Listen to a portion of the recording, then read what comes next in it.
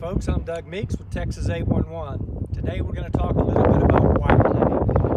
White lining is a means of communication between the excavator and the locator.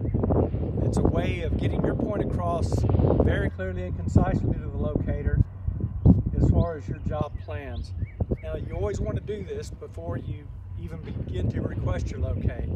Go to the job site, do your assessment, white line your proposed excavation, call 811 as required, and the locator will come out and do the rest. It's an efficiency thing, really, and I'm just going to go through a couple of the examples of the white lining. And bear in mind, white lining is not a precise, you have to do it this way or that. You always want to use white paint, which is a universal color code for proposed excavation, and you always want to be clear and concise in what you're trying to communicate. One example would be, if you're doing a specific excavation right here, let's just say you're setting a fire hydrant, okay? You might do something as simple as a square box using dashes.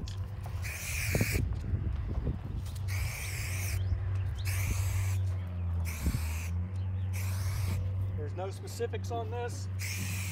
Just let them know where you're going to be.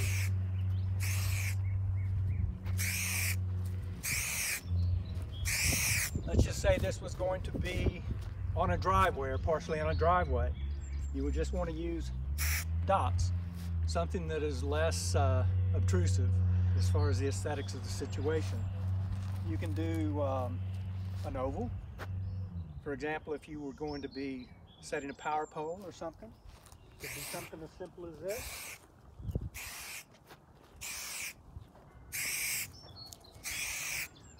And bear in mind, you can go ahead and put any verbiage in here that you want to communicate to the locator. Another example, let's just say you're going to be setting a power pole. You don't really even have to do the circle on a power pole. Let's just say you're requesting your locate. You say that the area is going to be staked in white, and you request a 20-foot radius of the stake. That's good enough. The locator is going to be able to see this very well from a distance to where he's not out looking for it. The same thing goes for making things higher profile. So if the locator were coming from another area, we want to be able to draw him to your white lined area. You can put these flags out, which will help him get a better visual on it.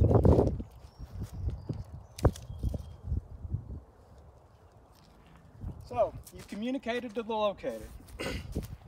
Here's the positive thing about white lining. It's a means of investigation if there were to be a damage before the damage even occurs. You always want to go ahead and take a good picture of your white lined area, any specific direction, verbiage, whatever, and then you go ahead and take your picture. In this case, I'll take my picture of the white lined area.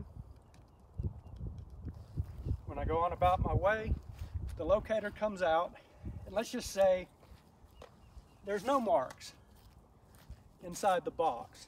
Or let's just say he writes a T, OK. Telephone OK, telephone clear. So before you start digging, you take your photograph again.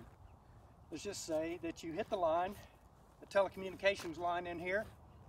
You very clearly got it cleared, and therefore you know that you're not going to be held at fault. The same thing goes for if you were to have a mark, telecommunications mark, it's outside of the area, but still you hit it here. And there you have it. This is a means of protecting the locator as well. Always, always, always photograph before the locates, photograph after the locates. If the line is damaged, always photograph that as well.